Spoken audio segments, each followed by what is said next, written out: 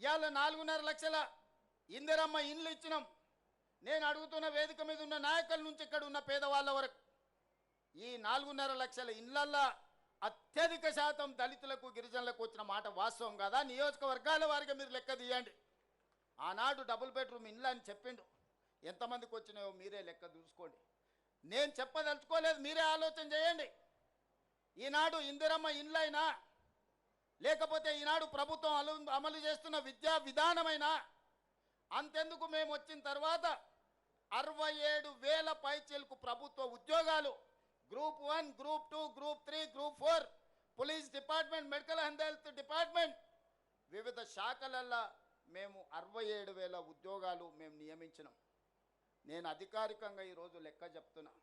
67,000 ఉద్యోగాలల్లో 87% ఎంత? 87% SC, ST, BC మైనారిటీలకు ఉద్యోగాలు వచ్చినాయంటే 50,000 పైగా ఈరోజు ఈ వర్గాలకు ప్రభుత్వ ఉద్యోగాలు వచ్చినాయి. ఇంతకుముందే మా మిత్రుడు లక్ష్మణ్ చెప్పాడు, గ్రూప్ 1 రిజల్ట్లో మా పిల్లలకు చాలా ఉద్యోగాలు వచ్చినాయి.